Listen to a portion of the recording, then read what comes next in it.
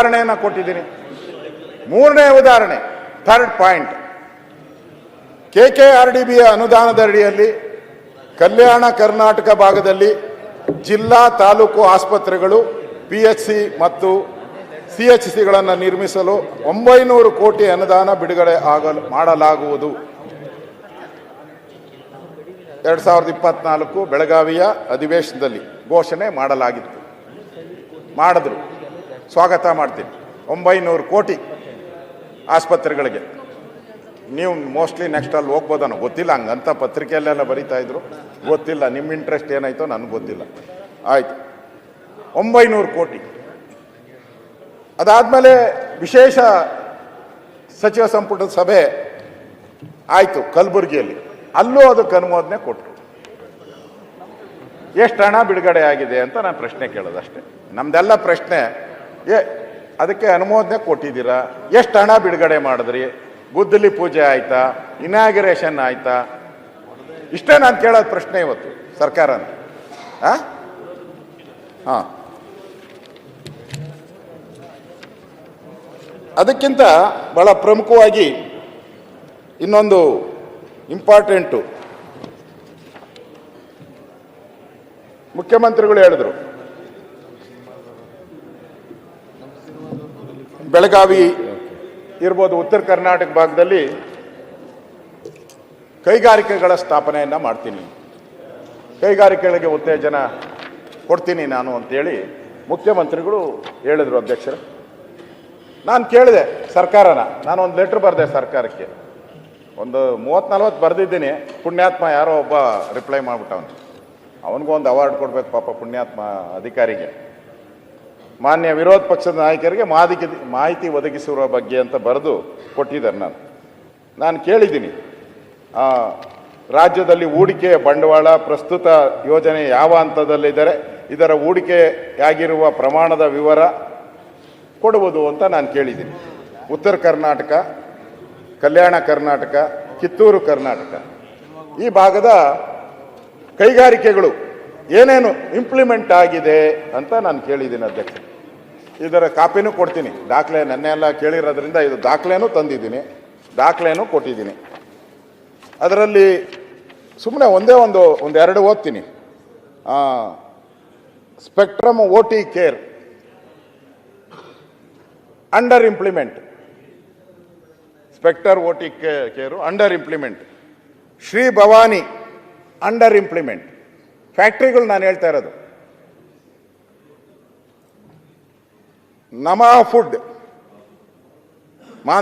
Mister Mantesh Odeyar under implement. Krishna minerals under implement. Super steel power under implement. Super ಉತ್ತರ. Jyothi labs limited under implement. Lakshmi Bajaj agro under implement. ಜಾಸ್ತಿ ಓದಲ್ಲ, ಓದಿದ್ರೆ ನೀವು ಸಮಯ ಬೇರೆ. ಒಟ್ಟು ಕೊನೆ ಇದು ಹೇಳ್ತೀನಿ, ಒಟ್ಟು 216 ಫ್ಯಾಕ್ಟ್ರಿಗಳಲ್ಲಿ ಎಲ್ಲ ಕಡೆ ಅಂಡರ್ ಇಂಪ್ಲಿಮೆಂಟ್ ಎಲ್ಲದಕ್ಕೂ ಶರ ಬರೆದಿದ್ದಾರೆ. ಉತ್ತರ ಕರ್ನಾಟಕ ಅಭಿವೃದ್ಧಿ ಆಯಿತು, ಆಗೋಯ್ತು. ಅವ್ರು ಕೊಟ್ಟಿರೋ ವರದಿ ನಾನೇನು ಕೇಳಿದ್ರೆ ಹೇಳಿ, ಅವ್ರು ಹೇಳಿ. ಎಲ್ಲ ವಾಣಿಜ್ಯ ಕೈಗಾರಿಕೆ ಇಲಾಖೆ, ಅದರಲ್ಲಿ 221 ಪ್ರಾಜೆಕ್ಟ್ಗಳು ಅಂಡರ್ ಇಂಪ್ಲಿಮೆಂಟ್. ಉದ್ಧಾರ ಅಭಿವೃದ್ಧಿ ಉತ್ತರ ಕರ್ನಾಟಕಕ್ಕೆ ಭರಪೂರ. ನಾನು ನೋಡಿದೆ ಅವತ್ತು ಪೇಪರ್, ನನಗೆ ಆಶ್ಚರ್ಯ ಆಗೋಯ್ತು. ಅವರು ಕ್ಯಾಬಿನೆಟ್ ಮೀಟಿಂಗ್ ಕಲಬುರಗದಲ್ಲಿ ಮಾಡಿದಾಗ ನೋಡಿದೆ ನಾನು. ಆಮೇಲೆ ವಿಧಾನಸಭಾ ಅಧಿವೇಶನದಲ್ಲಿ ಮುಖ್ಯಮಂತ್ರಿಗಳು ಅವತ್ತು ರಿಪ್ಲೈ ಮಾಡಿದ್ರಲ್ಲ, ನಾವೇನೇನೋ ಹೇಳಿದ್ರಿ ಎಲ್ಲ MLAಗಳು, ಅದರಲ್ಲಿ ರೂಲಿಂಗ್ ಪಾರ್ಟಿಯವರು ಪಾಪ ಅವ್ರನ್ನೂ ಏನು ನಾವು ಇದು ಮಾಡೋಂಗಿಲ್ಲ. ರೂಲಿಂಗ್ ಪಾರ್ಟಿಯ ಭಾಳಷ್ಟು ಉತ್ತರ ಕರ್ನಾಟಕ MLAವರು ಓಪನ್ ಆಗಿ ಮಾತಾಡಿ ಸಜೆಷನ್ ಕೊಟ್ಟರು, ಏನೇನು ಅನ್ಯಾಯ ಆಗ್ತಾ ಇದೆ ಅಂತ. ಇವತ್ತು ಯಾರೋ ಅಲ್ಲಿ ಒಬ್ಬರು ಸದಸ್ಯರು ಹೇಳ್ತಾ ಇದ್ರು, ಏನು ರೆವಿನ್ಯೂ ಇಲಾಖೆಯಲ್ಲಿ ಏನು ಆಗ್ತಾ ಇದೆ ಅನ್ಯಾಯ, ಮತ್ತು ಸಾವು ನೋವುಗಳ ಬಗ್ಗೆ ಹೇಳಿದ್ರು, ಆತ್ಮಹತ್ಯೆ ಬಗ್ಗೆ ಹೇಳಿದ್ರು. ಅದು ಅಷ್ಟೆಲ್ಲ ಆದಾಗ ನಾನು ಮಾರನೇ ದಿನ ಪತ್ರಿಕೆಯಲ್ಲಿ ನೋಡಿದೆ, ಮುಖ್ಯಮಂತ್ರಿಗಳು ರಿಪ್ಲೈ ಆದ ತಕ್ಷಣ ಬಂತು ಫ್ರಂಟ್ ಲೈನಲ್ಲಿ ಭರಪೂರ ಭರವಸೆಗಳು, ಉತ್ತರ ಕರ್ನಾಟಕಕ್ಕೆ ಭರಪೂರ ಭರವಸೆಗಳು. ಇಲ್ಲಿ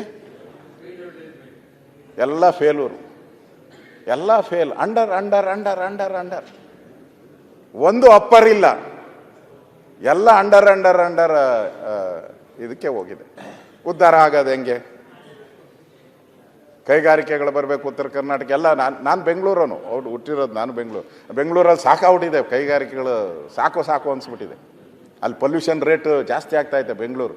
ನೆನ್ನೆ ನಾನು ಪೊಲ್ಯೂಷನ್ ನಮ್ಮನೆ ಹತ್ರ ಚೆಕ್ ಮಾಡಿಸ್ದೆ, 100ಕ್ಕೆ ಹೋಗ್ಬಿಟ್ಟಿದೆ ಪೊಲ್ಯೂಷನ್. ಹೋಗಿ ನಾವೆಲ್ಲ 50 ಅಂತ ತಿಳ್ಕೊಂಡ್ರಿ, ಮಾನದಂಡ 50 ಒಳಗಡೆ ಇರಬೇಕು.